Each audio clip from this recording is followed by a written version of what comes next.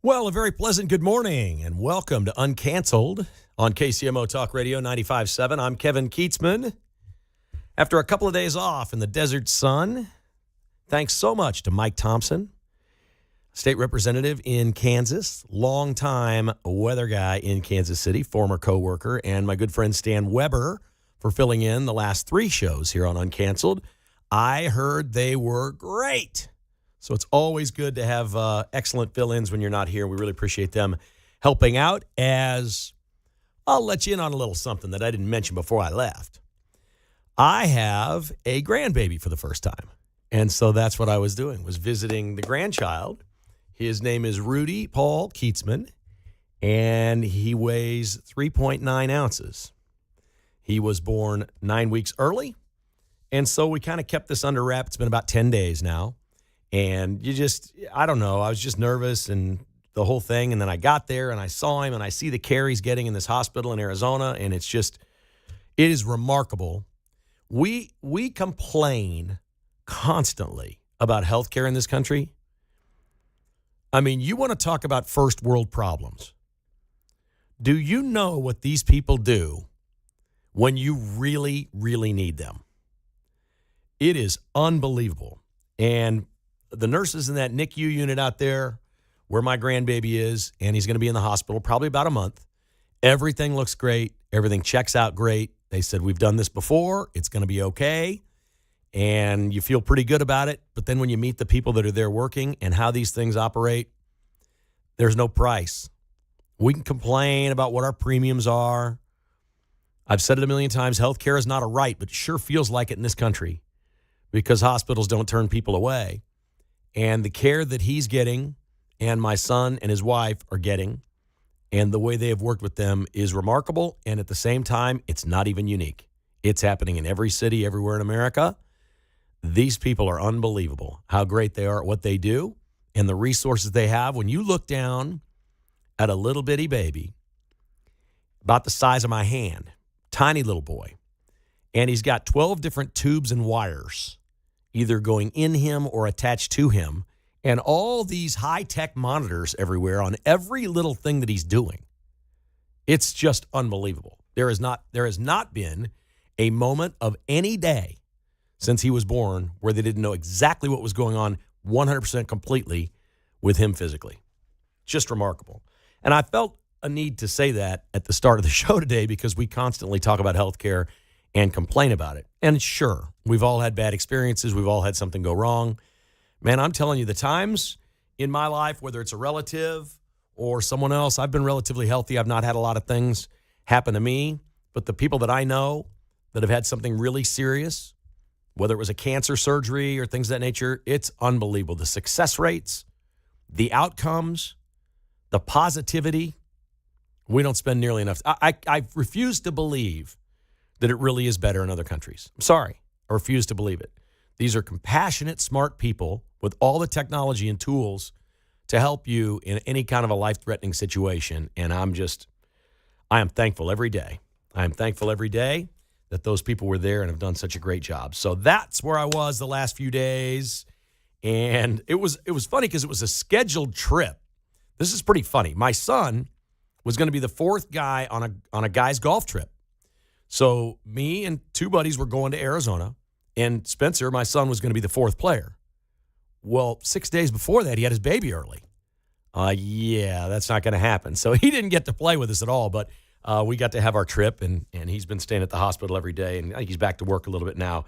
It's great. So that's where we were, and appreciate you. I know you enjoyed Mike Thompson and Stan Weber, and appreciate them for being in here. We'll get to the Chiefs in a little bit. Also today on the show, Ryan Lefebvre, lead broadcaster for the Kansas City Royals. He'll join us at 10:30 to talk a little bit about the wildest World Series game ever last night, where the Dodgers won 6-5 in 18 innings, and Shohei Ohtani was on base 9 times in one game. I've never heard of that. I mean, we're watching things happen now that are just insane.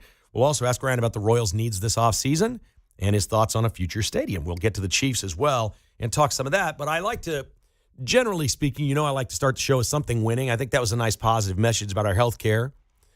And I saw this story in the last couple of days that Brett Baer from Fox News gave an interview and said, I don't know where the reports are coming from. I'm under contract for 2 more years. I'm not leaving Fox News.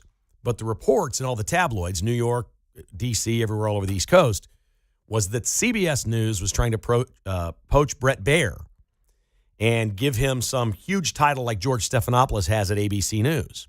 And he would then be the main anchor and whatever. They've got a new woman running CBS News. Paramount Global bought CBS News. Everything is changing in media in America, and Donald Trump has caused this. Everything's changing.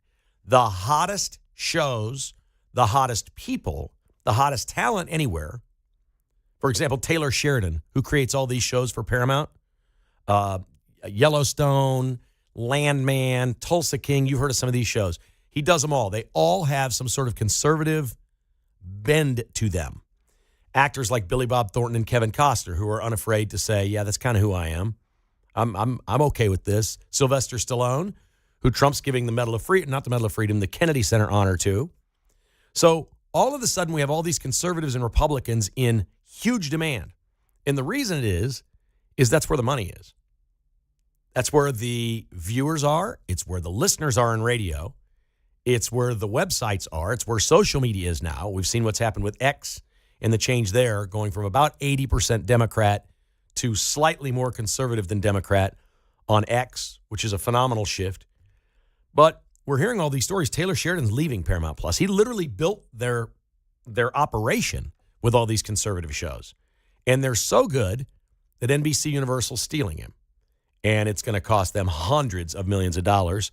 He's a producer and writer, and his shows are really good and very well made. And largely, people that are conservative like watching his shows. It's the same thing with Brett Baer. Now, I don't know how much impact CBS News has on the world anymore, but I will say this. There was a time when 60 Minutes was the gold standard in journalism in America, even more than newspapers. It was like if 60 Minutes got you or found something out about you in an investigation, it was on there. It was a really, really, really big deal. I would love to see 60 Minutes become something that is fair and regain maybe not all of its status, but some of its status, because it can be a very well done show and not many people are out there trying to do it. But over the last few years, it went hard left. Maybe the new president of CBS News is going away from that. If her first move is to try to poach Brett Baer from Fox News, isn't that a pretty good sign that CBS News is going to be changing? And they wanted to give him like an editor role, an editor-in-chief of CBS News. Brett Baer said, my contract runs for 2.5 more years. After that, we'll see. Doesn't sound like he has to be a lifer at Fox News, but these are all really good developments. When we see these things happen, they're great. Did you notice they on Monday Night Football now, they've completely and totally embraced the national anthem in every possible way and show it from start to finish? And yes, we saw Chris Jones crying again during the anthem last night. It was terrific. These seem like really small things, folks, but they're not. When Donald Trump talks about a golden age or bringing back patriotism or celebrating America 250 or whatever these things are, it's not his executive orders, which are changing some media outlets to do things differently, certainly. His actions have caused them to do things in some ways. But they're also responding to a consciousness in this country. Whether you thought maybe you were a hardened liberal and went to college and you were pretty far left, maybe you're learning now you're just not as far left as a lot of these leftists are. And you're moving a little bit toward the center. It's not always somebody has to just convert and listen to KCMO Talk Radio every day. That's not what it's about. It's just kind of collectively what we think is the society or our country and where we are. And these little things, like ESPN showing the national anthem every time. ESPN wouldn't show the anthem unless there was a kneeler before. They ignored it. And now they make a giant deal out of it. And it was spectacular again last night. These are all great things. I think it's really cool that these mega corporations are trying to poach conservative talent from one another. When it gets competitive like that, you know what's cutting through to the viewers. You know what's cutting through to listeners. You know what's working in media. And over time, okay, because remember, the Obama rot, which is what I call it off the air a lot, the Obama rot didn't happen in 2008 or 2009. He had 8 years in there. He was there a long time. Then he found a way to get Joe Biden in. So it continued even with 4 years of Trump, dropped in the middle of that. But this is real, man. I've not seen a media shift like this in a long, long time, where they're all trying to poach this talent and move these people around. And I think it is a wonderful sign for conservatism in America. 913-408-7957 is the number to call. If you'd like to join the show, give me a shout right now. We come back, I'll talk a little bit about the Chiefs game last night. The NFL is relentless.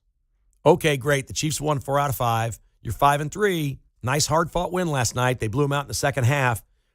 The next 3 games will determine their season. I will explain that next on KCMO.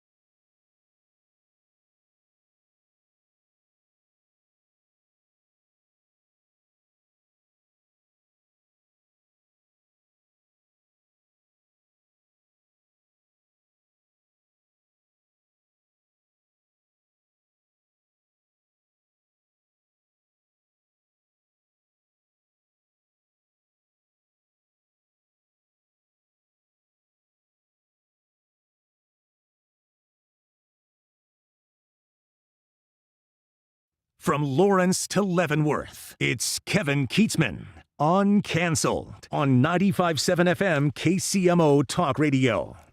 Hey, thanks for being with us today. How about those Chiefs last night? Oh, my. You know, they demonstrated early on a little bit of what got them in trouble the first couple weeks of the season. It was a little sloppy, but they were moving the ball, and you just kind of knew they were going to be moving the ball all night long.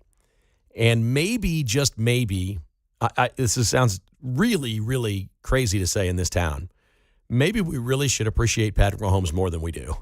Honest to goodness. That guy, that one scramble out yesterday, he avoided the sack, then he steps out, and a guy lunges and has like his leg or his ankle, and he does this little tap dance thing.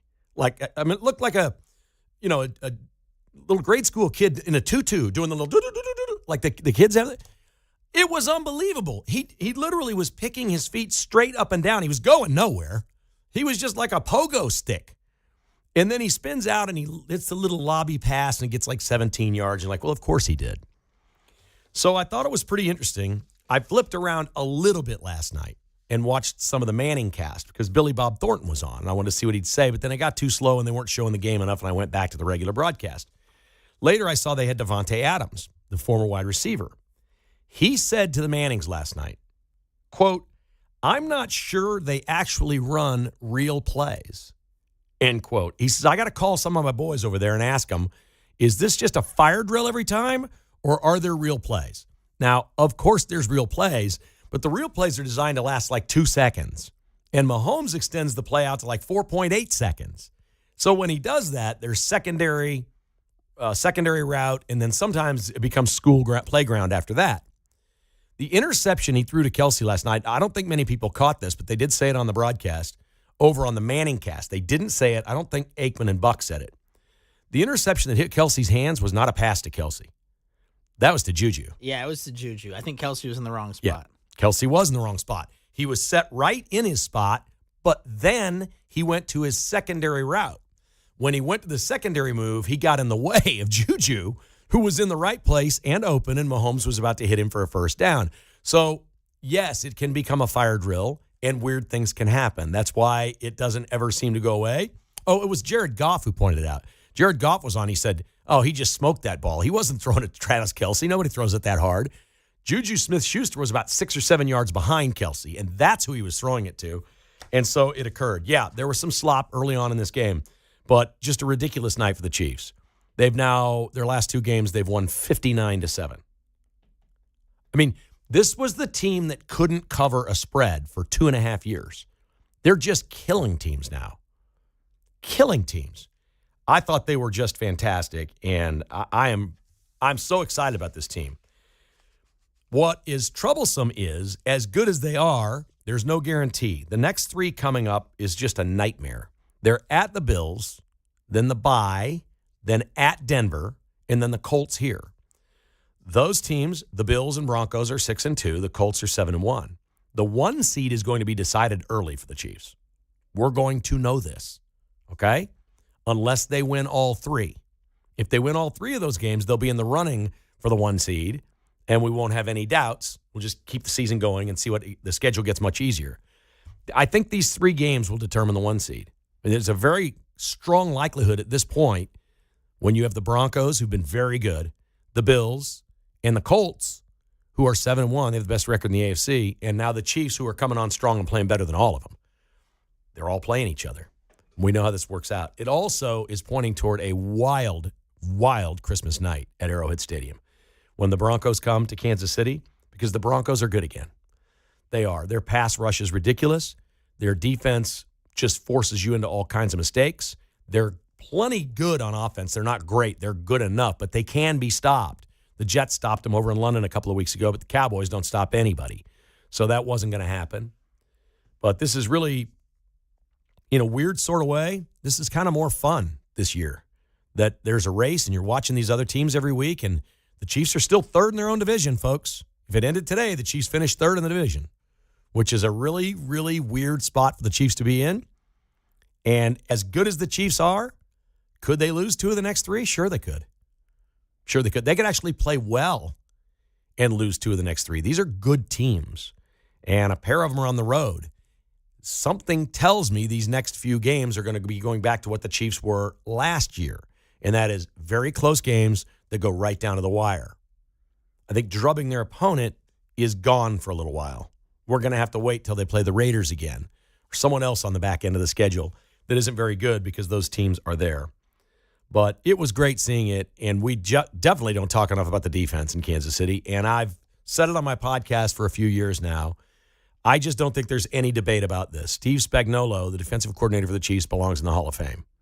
There is no coordinator in the Hall of Fame.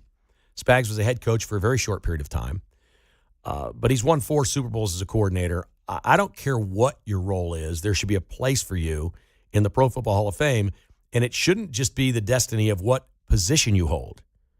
Like, there's a couple punters in there, okay? So if we got some punters in there, we could put defensive coordinators in. And I'm amazed because I can't always tell what he's doing, which, I mean, that's sort of the idea of what he does. But the Chiefs came out last night and gave up a bunch of yards and then got the turnovers and then got the stop on 4th down. And you're like, oh, okay. And they gave up 7 points in the first half, and I'm thinking to myself, they could pitch a shutout in the second half. This defense got better as the half went on. That's exactly what he did. And I don't know when visiting coaches are going to give up on I'm turning down a field goal, I'm going to go for 4th and 6, I'm going for all this. I don't think that's the right play against the Chiefs. I think it was, but I don't think it is. I understood what the Commanders, I think when you do that, you're basically telling your opponent you're not as good as them. I think you're letting them know on the other side that we think we can't beat you. And the Chiefs obviously gained a lot of momentum. They got more momentum off the stop than they did the interceptions. Really, truly, when you stop somebody, that's what it's all about. Terrific win last night. Another wild performance by Patrick Mahomes, just sensational. And Devontae Adams saying, I'm not sure they actually run real plays. I'm all about that, man. Keep scrambling, Patrick. Keep buying yourself some time, and when it's not there, take off and run. We love it just the way it is. The Chiefs are 5-3. When Uncanceled continues, a longtime friend, Ryan Lefebvre, will join us. He's the lead broadcaster for the Royals. Wow, wild World Series game last night, went 18 innings. We'll ask him what he thinks the Royals need. Next on KCMO.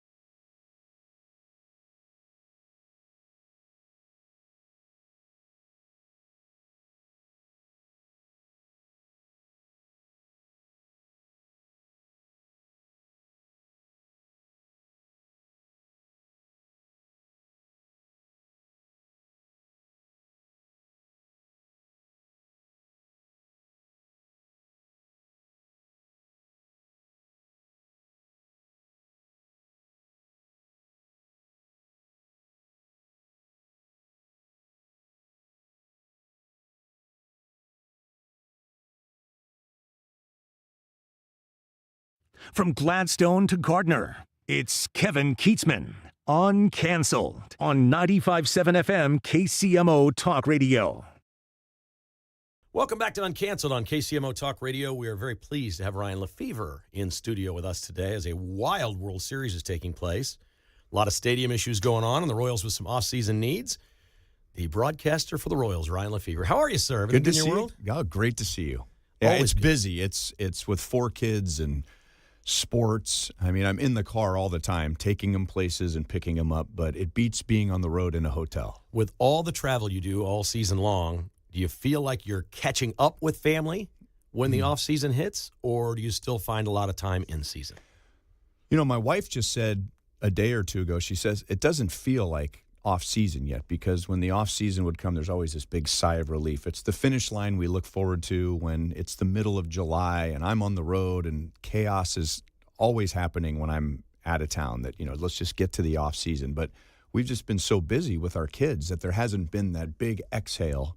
But she and I spent a lot of time together at home in the morning. We had breakfast together at home before I came in today, and then I'll go back and we'll go through the house and figure out what needs to be done. So our off-season actually happens in the morning and the afternoon, because when the kids get out of school, it's not an off-season. Right. I mean, it's the baseball off-season. It's not a Lefebvre off-season. All right, so tell me about your place. You still chopping wood and doing all the tree work, all the stuff you like to do. You look like a lumberjack today. I'm not going to lie. I've always said if my high school friends could see what my life is like now, they would want a DNA test to prove that, you know, that this is really Ryan from Southern California, Right. and on the beach all summer.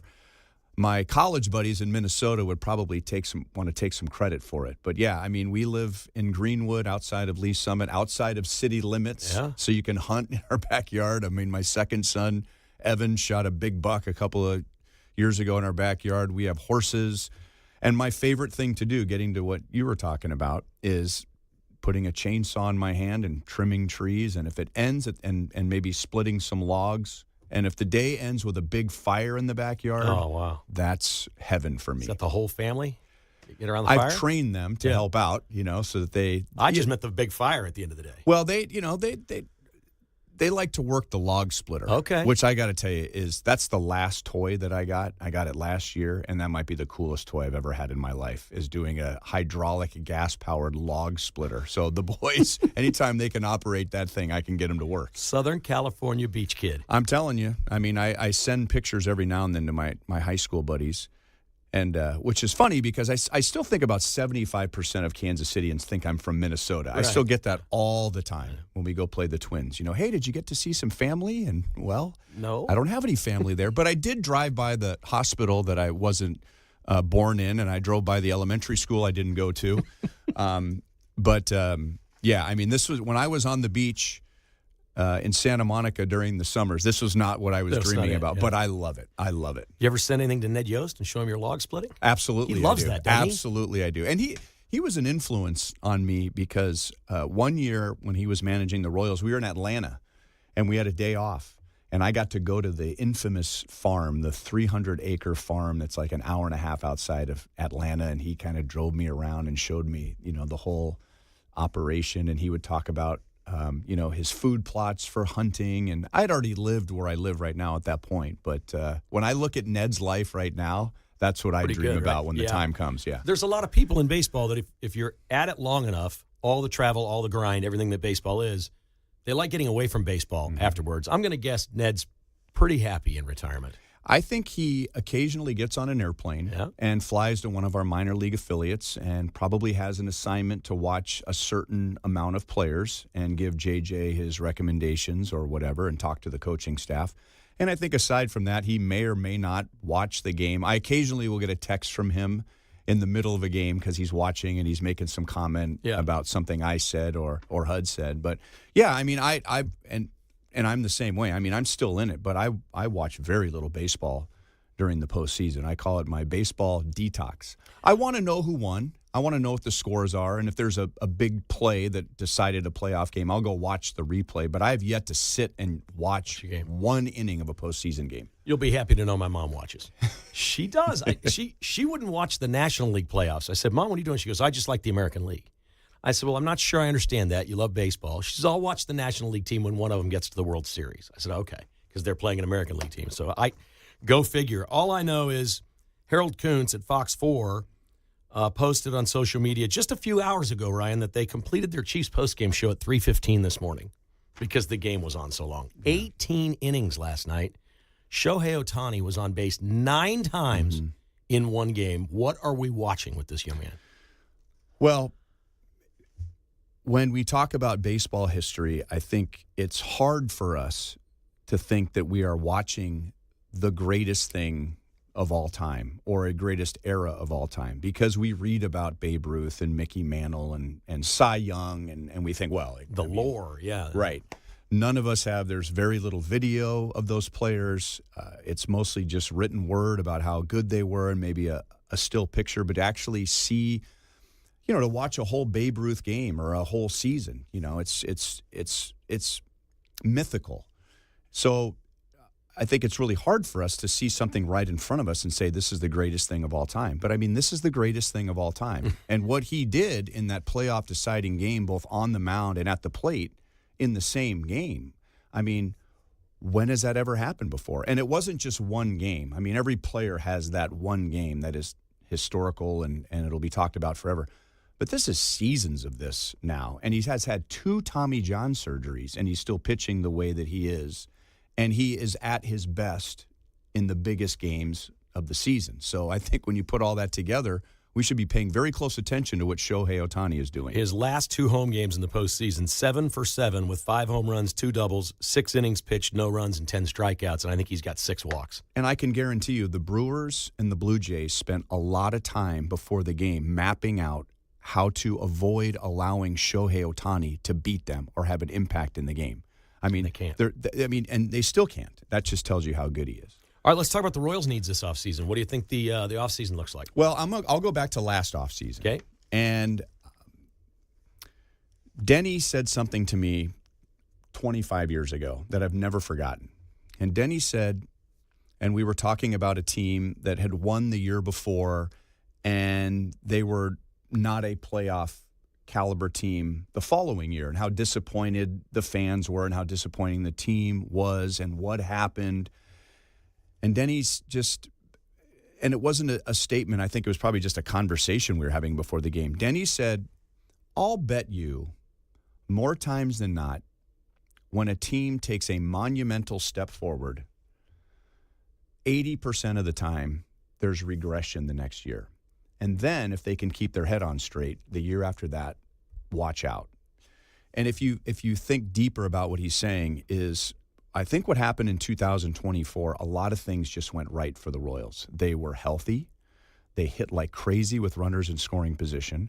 They had one of the best starting rotations in all of baseball that was healthy, and they had a bullpen that got them through most of the season. And then Lucas Erceg arrived and took us to the finish line and beyond the finish line into the playoffs. They improved by 30 games. So there's your monumental leap forward. And so I will admit, and I'm not big on predictions, but I remember going into spring training and wondering, are they going to fall into that trap? Because it's so easy to say, well, we won 86 games last year. Do you think, people would say to me a year ago, do you think they can win 95 next year? And I remember thinking, 86 might be good enough. And if they have the same season, they might be fine. Well, they didn't hit with runners in scoring position. The rotation was injured. All 5 guys went on the injured list. I think 2 guys were on more than once. The bullpen was great.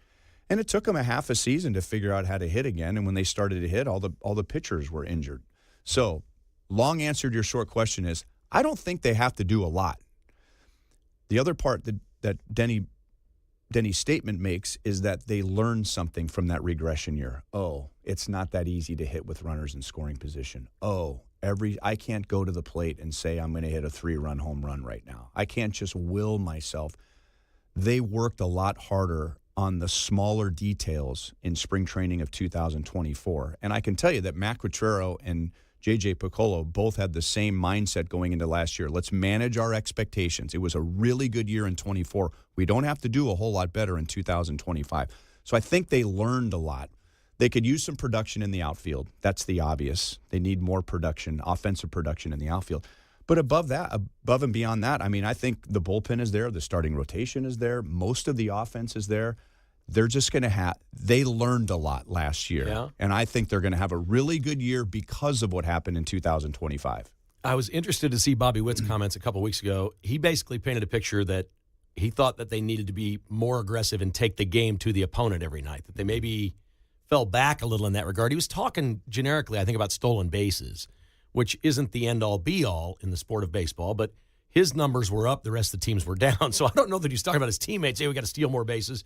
I think he's talking about taking extra bases, running harder to first, maybe getting to second, things of that nature. Did you notice any of that during the season? Because I was surprised to hear him say that. It was not a good year base running for the Royals. Their caught stealing percentage was high. There were a lot of outs on the bases, and the good Royals teams that you remember when you were in high school and then 10 years ago, the two that went to the World Series, and the one 2 years ago was always defined by aggressive base running, taking the extra base. You and I could probably sit here for the next 3 minutes, which we won't, and go through the entire Detroit Tigers roster, and we will struggle to come up with now who played in left field, who played in center, but the Tigers would run down your throat every game. And they made some outs on the bases, but I mean, they put pressure on teams' defense because of the way that they ran the bases. And that was part of why they were so successful last year until they faded toward the very end.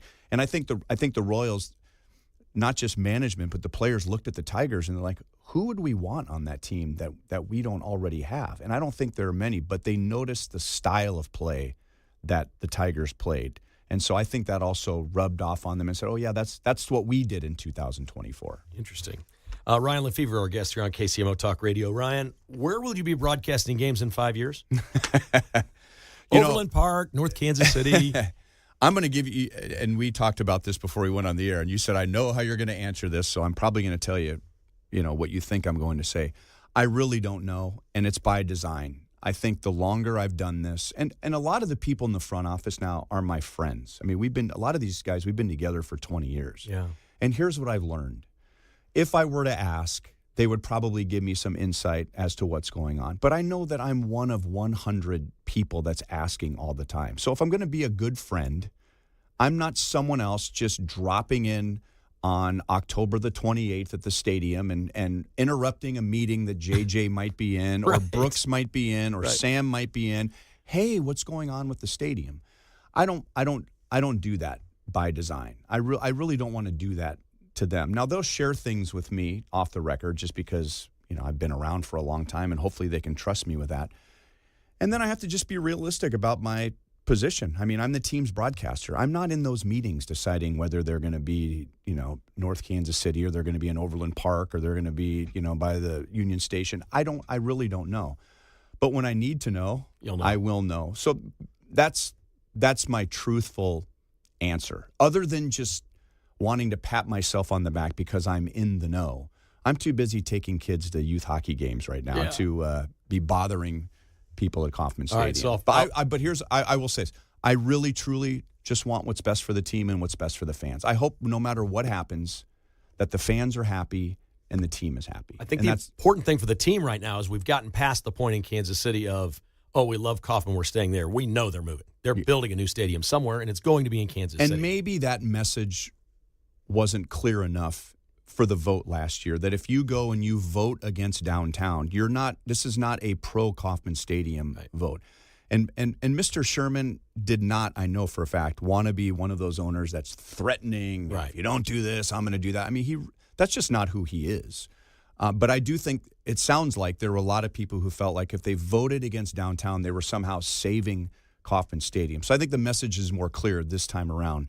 No matter what you vote for or against, or if there is even a public vote, who knows? The Royals are going to leave Kauffman Stadium. Not because they want to leave Kauffman Stadium. It's time. Not because they don't love Kauffman Stadium. It's just time. And that happens for every ballpark. And the ones that have stood the test of time are in an area where they can thrive economically. There's a reason why they keep pumping money into Fenway Park, into Wrigley Field, and places like that, because there is a surrounding area that generates revenue for the team, and we just don't have that. I don't know if you know who Dave Ramsey is. I do. The finance guy. Okay. Yeah. He says there's no such thing as a forever home. It's just bricks and mortar. Mm-hmm. Okay. Your life changes. You may move, whatever. Don't just be attached to a house. I grew up at Kauffman Stadium, and I love that place. But it's time. I've seen what everybody else has. I know what's best for my city. What's best for my city is for the Royals to have a new stadium somewhere. And if they pumped $1 billion to save Kauffman Stadium, we're going to go through this again 10 years from now. I mean, it's not going to last Doesn't forever. make any sense. Yeah, doesn't make sense. Always great to see you, man. Yeah, you too. Thanks for having me. Log And by the splitting. way, thank you. I was talking with my wife at breakfast before I drove in today, and she was asking about you because she would hear your name on the air, and she's big into podcasts now, and she's learned some things listening to you. And I said, you know what? If I had to name one person in the media family in Kansas City that has been the best to me, not related to the Royals, but just a member of the media that was the fairest to me in the early years when I was sitting in Fred White's chair all the way through this interview here, it was you. So I really appreciate Well, it. you're a great guy, an unbelievable family man, and strong Christian, and we just thank you for everything you do in our community, man. You're awesome. All right. Thank you, Kevin. Ryan Lefebvre right here on KCMO Talk Radio. Uncanceled continues.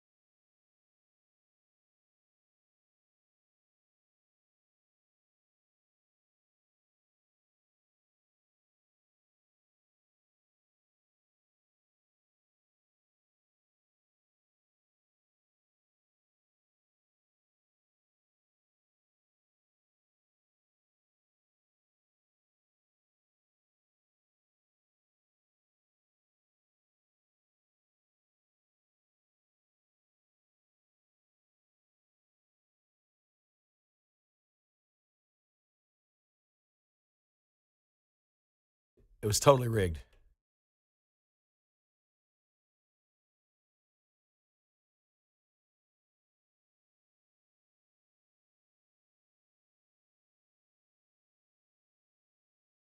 Hey, it's Vince Gallane's Catch My News Show at 11 o'clock after Kevin Kietzman on 95.7 FM KCMO Talk Radio. Welcome back to Uncanceled on KCMO Talk Radio. Thanks to Ryan Lefebvre for being with us today. Now we check in with Mark Van Parlay behind the glass. How you doing, buddy? How were the days I was not here? You guys all good? Yeah, it was all good. We missed you, but we had a good time. That's awesome. Mike Thompson was terrific. Stan he's Weber. good. Appreciate those guys very much. I don't know why this story has caught my attention so much, but I'm fascinated by these 4 dudes that ripped off the Louvre last week and stole $100 million worth of diamonds. They apparently have 2 of them in custody, Mark, and one of them was picked up at an airport trying to fly to, Algeria. What are you thinking stealing those diamonds? This dude apparently had priors, goes to the airport and shows an ID. And the computer pops it up, red flag. You got to drive a couple countries away, at least. Or swim somewhere. Yeah. Whatever you got to do. It's almost like they needed those narco-terrorists to move them to another country, get them out of there. Did you watch Darren Peterson, the freshman phenom for the University of Kansas over the weekend? Yes, he looks real good. This is legit, isn't it? Legit guy. Okay, Number so one draft pick, we think he's going to be the number 1 pick in the NBA draft? in my opinion. All right, so how is Kansas going to finish 6th if they have the best player in the country? Yeah, they should finish top 3 in the Big 12. I would Maybe think. win. I would think. I mean, I watched that guy just shoot, and I know it's an exhibition, whatever. They've got Fort Hays tonight, I think, right? Yeah. So if people haven't seen it, it's on ESPN+. You're going to hear this name a lot over the next few months. His name is Darren Peterson, and he could be the top player in the NBA draft, and he's at Kansas this year. And I really don't care about the cast around him. He's got Bill Self and the best player in the country. That team's going to win a lot. They'll be solid. Going to win a lot. They will have more success than Eastern Kentucky, which ran into a little trouble over the weekend. Charles Ingram V, along with his dad, Charles Ingram IV, went into the parking lot after the game and assaulted one of their coaches. Whoa. They've both been arrested for that. You ever heard of that? No. It was Avery Johnson's dad earlier this year in Ireland. Didn't he beat some guy up in Ireland or something? Wasn't his brother? Wasn't It was dad's brother and dad. Yeah. Yeah. But they didn't go after a coach. No. It was like some K-State fan popping off that they lost, right? I think Avery's come back. He looked pretty good on Saturday, if you ask me. That's it for Uncanceled. The Vince Show is coming up next. I'm Kevin Kietzman. Have a great day.